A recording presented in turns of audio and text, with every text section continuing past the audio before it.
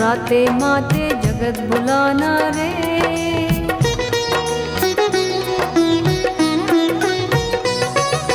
को काहू का कया न माने भय अयाना रे, को काहू का कया न माने भय अयाना रे, काहू तेरा मरम न जाना रे सब भय दीवाना रे, काहू तेरा मरम न जाना रे सब भय दीवाना रे, काहू तेरा मरम न जाना रे सब भय दीवाना रे।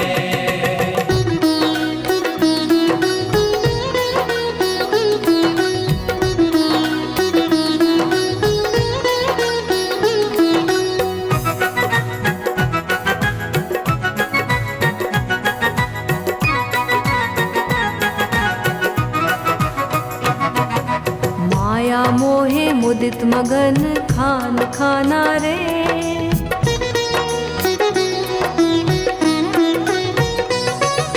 विषयारस अरस परस साच खाना रे, विषयारस अरस परस साच खाना रे, काहू तेरा मरम न जाना रे सब भय दीवाना रे, काहू तेरा मरम न जाना रे सब भय दीवाना रे, काहू तेरा मरम न जाना रे सब भय दीवाना रे।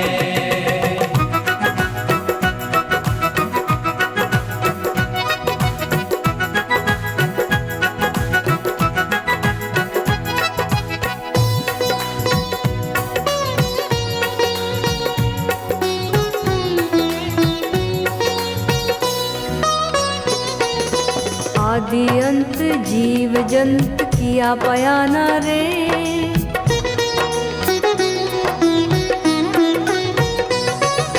दादू सब भरम भूले देख दाना रे, दादू सब भरम भूले देख दाना रे, काहू तेरा मरम न जाना रे सब भय दीवाना रे, काहू तेरा मरम न जाना रे सब भय दीवाना रे, काहू तेरा मरम न जाना रे सब भय दीवाना रे।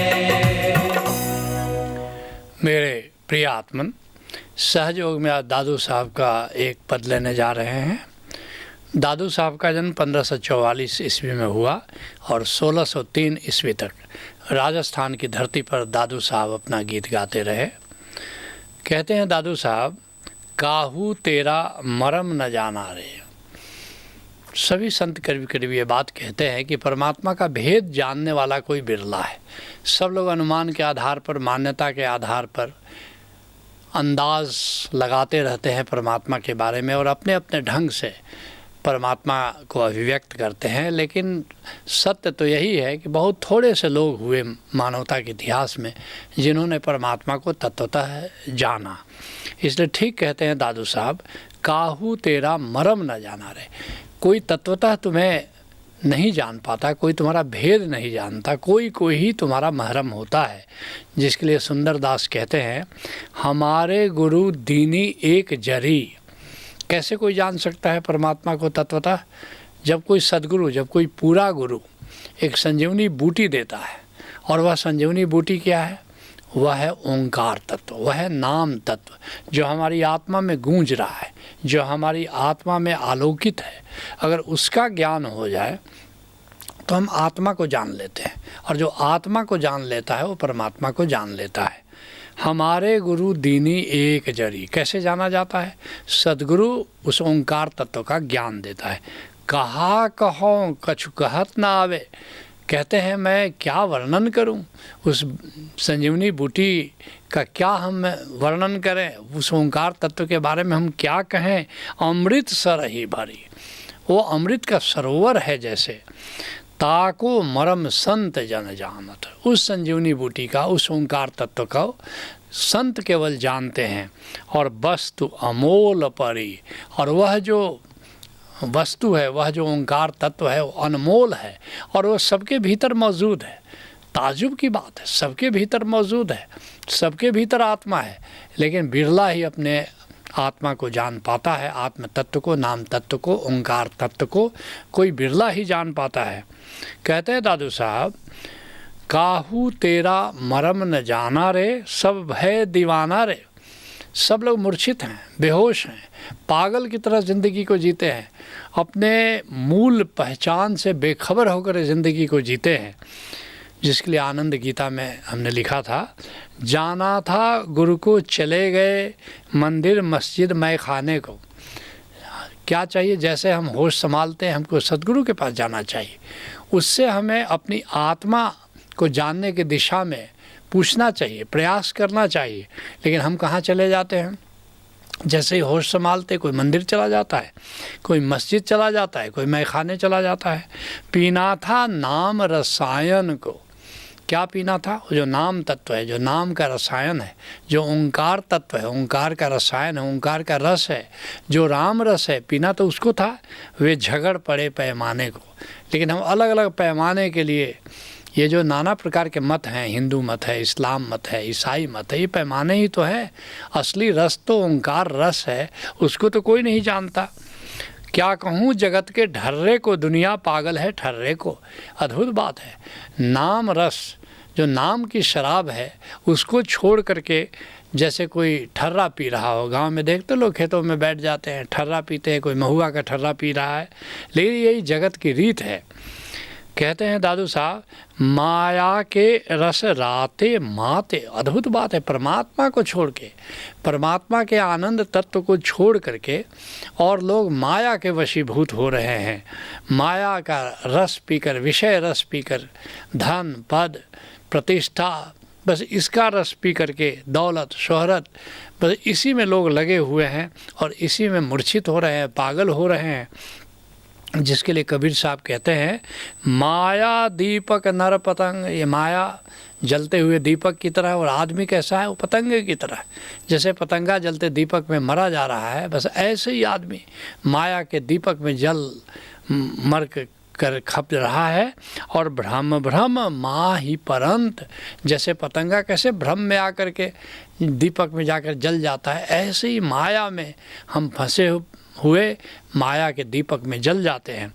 कोई एक गुरु ज्ञान ते। लाखों में कोई एक जागता है, पूरा गुरु के पास जाता है, उसे नाम तत्व का ज्ञान लेता है और उबरे साधु संत, और फिर जो है भवसागर के पार चला जाता है। कहते हैं दादू साहब, माया के रस राते माते और जगत भुलाना रे। और सारा जगत, एक और दो की बात नहीं, सारा जगत भूला भटका है। जिसके लिए तुलसी साहब कहते हैं, मद माया के माही बात चित नेक न लावे। आदमी इतना अहंकार में फूला है, इतना माया में उलझा हुआ है कि कोई भी संत मत समझता नहीं, संतों की दृष्टि को कोई समझने को तैयार नहीं है, संतों का उपदेश कोई सुनने को तैयार नहीं है। चित नेक न लावे, तनिक भी संतों का उपदेश अपने भीतर नहीं लाता है, उसको समझना नहीं चाहता है। ऐसा बड़ा अयान, इतना बड़ा ज्ञान संत लाते हैं, इतना ज्ञान लाते हैं, इतनी रोशनी लाते हैं, लेकिन उससे बेखबर होकर के आदमी कैसे अज्ञानी की तरह जीता है। जान कर ज्ञान न भावे, जानबूझ के ऐसा करता है। ऐसा नहीं कि वो जानता नहीं कि संतों के पास ज्ञान है, जानबूझ करके वो माया में उलझा रहता है। कहते हैं दादू साहब, को काहू का कहा न माने, और सब अपने मन की मानते हैं, कोई किसी का कहा नहीं मानता है। सब अपने को बड़ा होशियार समझते हैं, सब अपने को बड़ा समझदार समझते हैं। जानता कोई नहीं, अंधे अंधे ठेलिया दोनों कूप पड़त। अंधा अंधे को ठेल रहा है, दोनों जाकर के कुएं में गिरने वाले हैं। लेकिन कोई जानकार है, कोई आँख वाला है, उसके पास हम जाते नहीं। कहते हैं दादू साहब, को काहू को कहा न माने भय अयाना रे।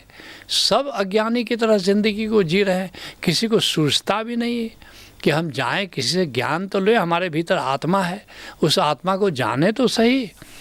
कहते हैं दादू साहब, माया मोहे मुदित मगन, माया और मोह में फंसे हुए और फिर भी अपने आप को भुला करके, उसी माया और मोह में भुला करके अपने को ज़िंदगी जीते हैं।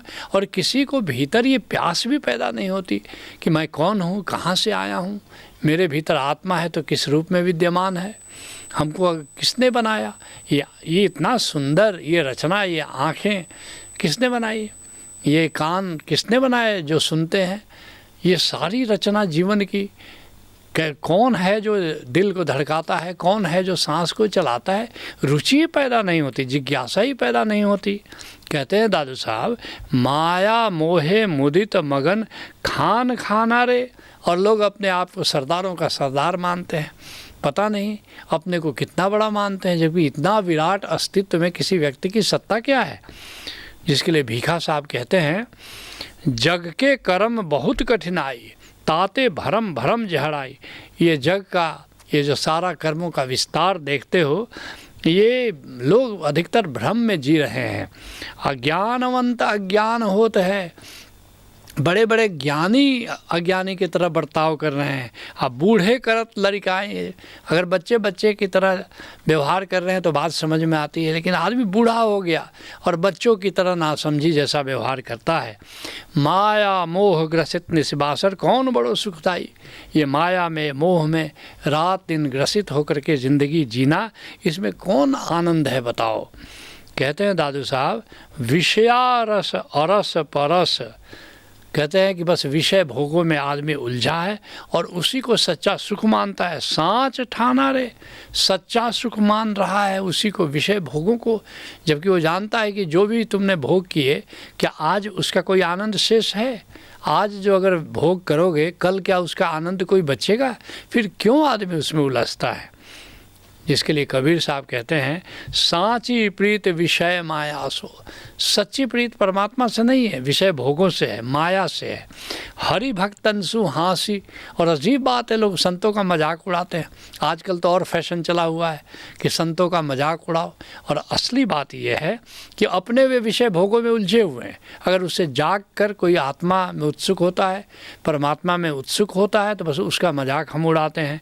कहे कबीर एक राम भजे बिन बांधो जमपुर जासी। लेकिन याद रखना, अगर राम का तूने भजन नहीं किया, अपने आत्म तत्व को नहीं जाना, तो बस ऐसे ही एक दिन मृत्यु के जाल में फंसना हमारी नियति हो जाती है। कहते हैं दादू साहब, आदि अंत जीव जंत किया पयाना रे। कहते अजीब बात है, जीवन के आदि से जीवन के अंत तक सारे जीव और मनुष्य भी केवल विषय भोगों की ओर दौड़ते हैं, विषय भोगों की ओर जाते हैं। और जो परमात्मा तत्व है, जो आत्म तत्व है, उसमें हमारी न तो उत्सुकता होती है न जिज्ञासा होती है। जिसके लिए दादू साहब अन्यत्र कहते हैं, काम क्रोध कदे नहीं छीजे। काम और क्रोध को तो हम छोड़ते नहीं, उनका त्याग तो करते नहीं, उनमें कमी तो करते नहीं। लालच लाग विषय रस पीजे। और विषय भोगों में खूब उत्सुक रहते हैं, और जितना भोग करते हैं और लोभ पैदा होता है, और लालच पैदा होती है कि हम और भोगों की तलाश में जाते हैं। दादू देख मिले क्यों साईं, विषय विकार बसे मन माही। और कहते हैं दादू साहब कि इतना विषय, इतना विकार से हम ग्रस्त हैं। अब बताओ साईं कैसे मिलेगा, परमात्मा कैसे मिलेगा, कैसे हम आत्म तत्व को जानेंगे? कहते हैं दादू साहब, दादू सब भरम भूले, एक नहीं दो नहीं, सभी परमात्मा को भूले हुए हैं, सब भ्रम में जी रहे हैं। कोई आत्म तत्व को जानता नहीं, कोई परमात्मा तत्व को जानता नहीं। अपनी अपनी मान्यताओं के आधार पर लोग जी रहे हैं और भ्रम में जी रहे हैं, भूले हुए जी रहे हैं, मूर्छा में जी रहे हैं, बेहोशी में जी रहे हैं। जिसके लिए तुलसी साहब कहते हैं, तन पाए तत ना लखा, चखा न गुरुपद सार। शरीर तो मिला, मनुष्य का शरीर तो मिला, लेकिन आत्मा का, परमात्मा का अगर स्वाद नहीं लिया, चखा न गुरुपद सार, और गुरु से नाता जोड़ करके अगर तुमने ओंकार तत्व को नहीं चखा, तो चखा न गुरुपद सार पार कह कैसे पावे। अब बिना ओंकार तत्व को जाने हुए जो सद्गुरु से प्राप्त होता है, कहो कैसे भवसागर पार करोगे। जम के हाथ बिकाए लिए 84 धावे, फिर क्या होगा कि ऐसे ही अंत में यम के हाथों हम बिक जाते हैं और 84 लाख योनियों में ऐसे ही भरमते रहते हैं, भटकते रहते हैं। आज जुग जुग भर मत जाए काल से बाजी हारा, और हर युग में, हर जन्म में ऐसे ही भरमते रहे हैं और काल के हाथों जीवन की बाजी हम हार कर यहाँ से विदा हो जाते हैं। ऐसा जगत अचेत भरम में किया पसारा। लेकिन अद्भुत बात है कि सारा जगत ऐसी मूर्छा में जीता, इसी भ्रम में जीता है, और ये जो काल का फैलाव है, इसी के हाथों अंत में जीवन की बाजी हारता है। कहते हैं दादू साहब, दादू सब भरम भूले और देख दाना रे। बस विषयाहार देख करके हम सब भूल जाते हैं। लेकिन अगर नाम तत्व को जानना है, जीवन को आनंदमय जीना है, तो किसी कामिल मुर्शिद से जुड़ो, उसे नाम तत्व का भेद जानो, नाम के सुमिरन में जियो और परम आनंद को प्राप्त करो। यही सहयोग है। हरिओम तत्सत। मित्रों नमस्कार। ओशोधारा के 6 दिवसीय कार्यक्रम ध्यान समाधि में आइए और परमात्मा के ओमकार स्वरूप को स्वयं के भीतर पहचानिए। प्रभु को जानने का सरलतम उपाय है ध्यान समाधि। विस्तृत जानकारी हेतु संपर्क करें 9671400196 अथवा 9671400193। क्या आपको याद है कभी हरी घास पर नंगे पांव चलना, जाड़े की ठंडी ठंडी रातों में आग तापना, वन्य जीवों को खोजते हुए घूमना, बचपन में आह्लादित होकर कोयल की कुहू कुहू सुनना? यदि इन सारे अनुभवों को आप फिर से सदा के लिए जीना चाहते हैं, तो आपके लिए ओशोधारा प्रस्तुत करती है उमंग प्रज्ञा, एक त्रिदिवसीय अनूठा कार्यक्रम जिसके बाद आप अनायास ही गा उठेंगे। क्या उमंग है, क्या तरंग है, ये जिंदगी है क्या, एक उड़ती पतंग है। ओशोधारा के समाधि कार्यक्रम सहज योग पर 6 दिनों के 14 समाधि कार्यक्रम नाद, नूर एवं परमात्मा के अन्य विविध आयामों द्वारा 84 दिनों में 84 लाख योनियों से मुक्ति। परंतु कैसे? आइए जानिए ओशोधारा के समाधि कार्यक्रमों के द्वारा।